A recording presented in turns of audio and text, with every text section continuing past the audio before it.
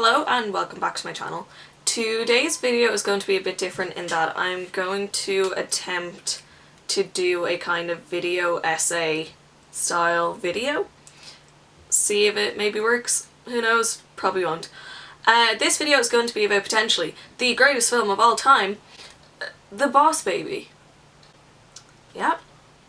My life was completely changed on January 5th, 2018 when I watched this film with my friend Shane. I was awake for about 24 hours at this point. So was I delirious? Probably. However, it was such a fun time and is such a good movie. And I have a lot of thoughts on it. So this film gets a lot of stick. And today I'm going to debunk any potential issues or thoughts or fears that you may have about this film and just show you how layered it is and how great it is, and then we can answer the question once and for all of, is The Boss Baby the greatest film of all time? Ever. Yes, the film only has 52% on Rotten Tomatoes, but when did we become a society that constantly just judges a film on that and doesn't watch a film if it has only that amount? Everyone loves The Polar Express and that only has 55% on Rotten Tomatoes, though as I get older I realise that it's kind of really creepy, but that's a different issue to get into on a different day. To do a bit of a recap, I'm not going to spoil much of it because, you know, once you hear this and see this video, you're gonna obviously want to go watch it, and I don't want to spoil any major plot points for you. But this film follows Timothy Templeton and his brother Theodore, voiced by Alec Baldwin. Theodore in front of adults is just your average baby. However, behind the scenes and when he's around, like, not his parents, he is a really top manager, boss baby, CEO, well, not CEO. He works at Baby Corp, and Baby Corp's job is to ensure that all the cuteness and love in the world from, like, adults and parents and just the general population goes towards babies. And they need to stop Puppy Co. From creating the Forever Puppy, which will take all of the love from babies and kids and adults. Like, adults will only give it to the puppy and babies will just become obsolete, which is interesting. But once again, you're gonna have to watch this great film to find out all the crazy mischief that happens along the way. In doing my research, I read a few interviews with the director Tom McGrath, and he talked about how him and his brother growing up had kind of like a tumultuous relationship, and how this film kind of serves as a love letter to his brother once all is said and done and once the film was made, which I think is really lovely. And this movie shows how kids don't have to compete for love, and that love is an infinite source and can be spread far and wide, and it gives a really good example of how one child can kind of feel pushed to the sidelines when another baby comes along. Like literally arrives in a taxi. That scene still confuses me. Whatever. It greatly conveys those emotions in a way that's really easy for a child to understand and sympathise and empathise with, from like as young as 5 or 6, because of how simplified the message is, and I mean that in a good way. The message has to be simplified, obviously, for that audience, but it's still a good one that I haven't really seen done in a movie before, which I thought was really interesting. It also does it in a way that's like really entertaining. Timothy comes up with this like entire scenario in his head, because apparently the Boss Baby wasn't actually a boss baby, which is something that only might maybe occur to me on like my 5th or 6th watch, but I understand movies, it's great. Yeah, so he comes up with this scenario in a way that he can rationalise and deal with this like really big change in his life, which is a really smart idea when you look at it from that perspective, because it's all from the child's mind. Following on from that, the company of Baby Corp itself is also super interesting in how it was created. You'll notice that there's very little technology used in the company in the film overall, and that's because the director and the animators wanted to kind of convey a world that was portrayed in the 50s and 60s in the time of the baby boom after World War II. And so that everything could entirely come through a child's imagination, so that they wouldn't have been influenced at all through technology. I also saw something mentioned about it being a child's Mad Men, which is a comparison that I'm not sure I entirely agree with. I get where they're coming from, but I just think it's kind of strange to have it be like, ah, Mad Men, yeah, that makes sense. Just because Mad Men is so like not Boss Baby. And someone also compared it and called it an Inception for kids, which I, as a comparison, I really like, because you do often see Tim in a kind of get confused and muddled between what's actually his imagination and the dream in a way, and what's reality. Though it doesn't have as frustrating of an ending as Inception, which is very thankful for. It's always good. Now in addition to this, the animation itself is stunning. You really, I couldn't fault it. The colours that are used are really vibrant and they really grab your attention, and it does it in a way that it makes Baby Corp very bright and uses very bright colours and whites, which is obviously to portray that this is like the good force in the world, in contrast to the kind of more darker undertones that are used in any of the scenes in Puppy Co. I can't believe this is a conversation I'm having with a camera. And I wrote this 1,338 words about the Boss Baby. Just get back into it. So the dark undertones in Puppy Co. Is obviously darker because Puppy Co is the more evil force in the film. So they're obviously going to use darker like browns and blacks and like dark blues and that kind of thing, as opposed to the very bright and lively, happy world that is Baby Corp. There's also kind of like a slight rose tint to Baby Corp, and it is because you're kind of meant to see it as a more like dream state and more like imagination. And the animators also used tilt shift animation to make the building and the stuff in it kind of resemble child's toys, which I thought was really interesting, because obviously this is something that is going on in his head, so that's how he would visualize it. He would upscale any kind of buildings or toys that he does have, so for them to convey it and portray it in that kind of way was really interesting, and I think just adds to the greatness of the movie. The film also uses Blackbird by John Lennon a few times throughout the film, and the director and stuff like that was saying that they used it to give the brothers this kind of bond, and it's a song that Tim's parents had sang to him,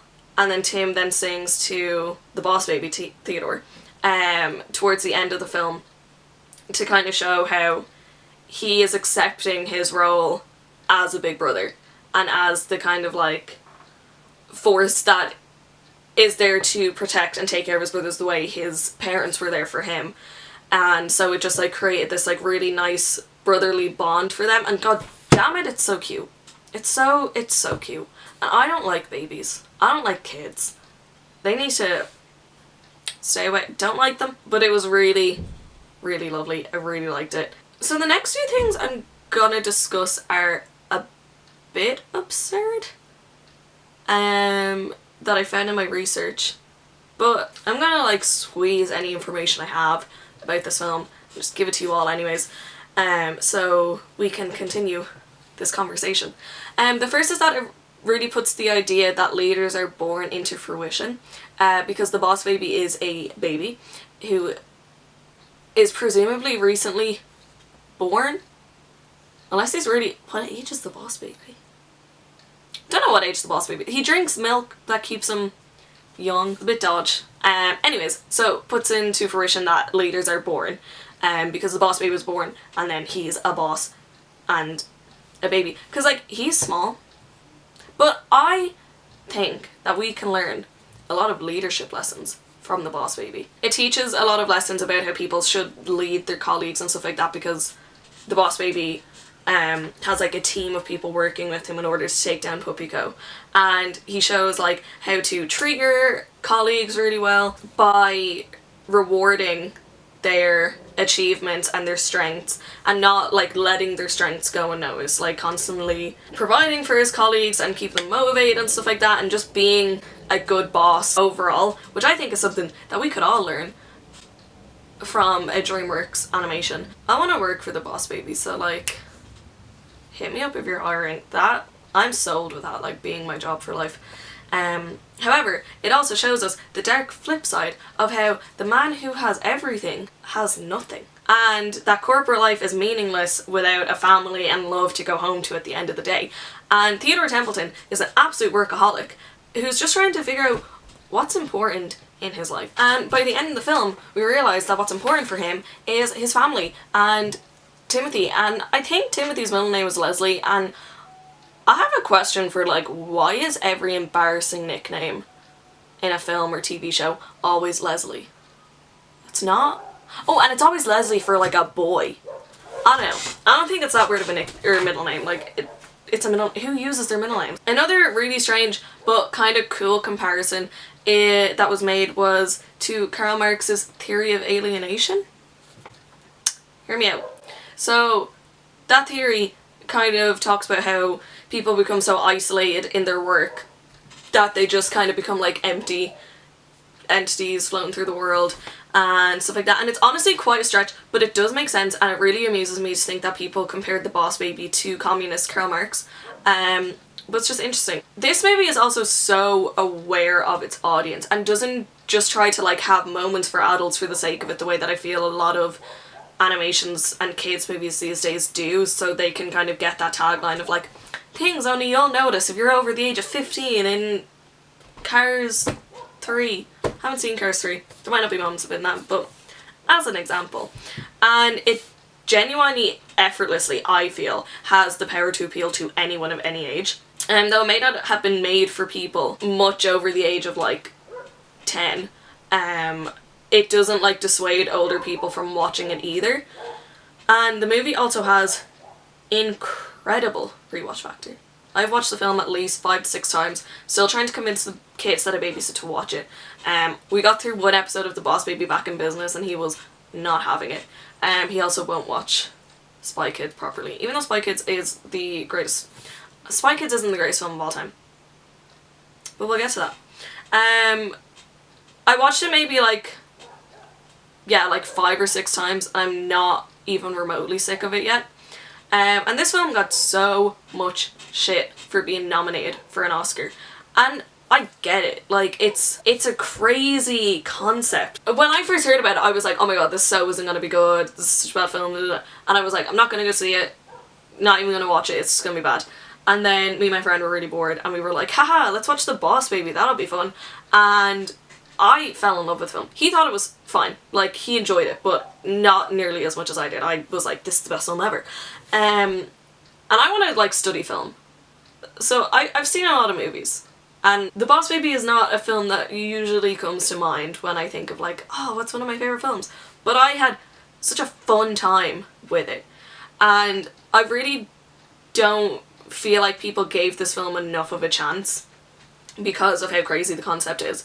But it does work, and it gets across a really good message, and it's just really enjoyable and wholesome and funny, and the voice acting is great. Alec Baldwin was such a good choice to voice the Boss Baby because it makes you feel uncomfortable in a bit of a way, but like kind of in a good way. It was just really like, it was hilarious, it was really entertaining. But also, it's really action-packed, it's really lovely, but it is a really important film for its target audience because, once again, like, I've never seen a film that deals with the struggles of not being an only child anymore. And I feel like this film deals with it very well because it deals with it very from a child's perspective, because often when adults are obviously making a kids film, they'll have the kids kind of think and talk in a way that is way above their years, whereas Tim's predicament, he deals with it in a way that he can understand it and he can rationalise and he can finally come to terms with and